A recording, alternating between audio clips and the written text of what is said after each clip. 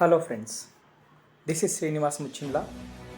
చరిత్ర, వాస్తవికత, అన్వేషణలో భాగంగా ఆలయము, దాని నిర్మాణ శైలి అనే గ్రంథం మరియు ఎన్సీఆర్టీ పుస్తకాలు చదివిన దాన్ని బట్టి కొన్ని వాస్తవాలను మీ ముందుకు తీసుకురాబోతున్నాను.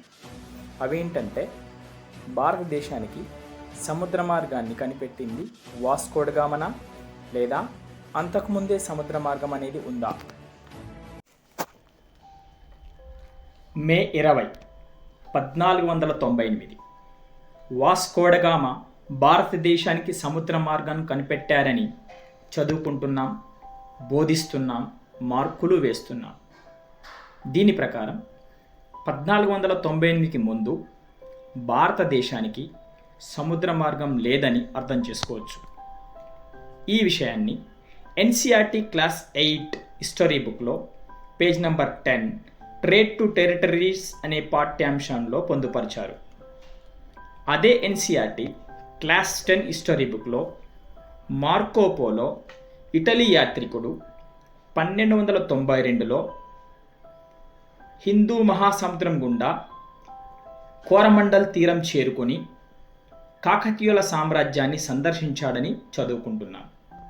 ఇంకా కొంచెం పూర్వ చరిత్రను పరిశీలిస్తే క్రీస్తు పూర్వం 2500 సంవత్సరంలో వెలిసిన సింధు నాగరికత ప్రజలు మెసొపొటేమియా దేశంతో వర్తక వాణిజ్యాలు నిర్వహించారని లోథాల్ రేవు పట్టణం ద్వారా తెలుస్తుంది. అదేవిధంగా క్రీస్తు పూర్వము 3వ శతాబ్దంలో మౌర్యులు మరియు శాతవాహనుల కాలంలో రేవు పట్టణాలైన గుజరాత్లోని బ్రోచ్, సూరత్, ముంబైలోని కళ్యాణ్, గోవాలోని గోమాంతక్ అనే ఓడరేవుల ఆధారంగా గ్రీకులు, ఈజిప్షియన్లు, పర్షియన్లతో, అరబ్బులతో వర్తక వాణిజ్యాలు నిర్వహించారని చారిత్రక ఆధారాలు వివరిస్తున్నాయి.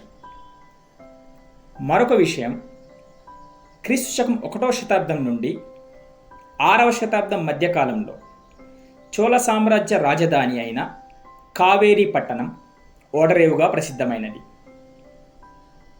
దీని గురించి జైన సాధువు ఇల్లంగో అడిగల్ రాసిన శిలప్పాధికారం అనే కావ్యంలో కూడా ప్రస్తావన ఉంది.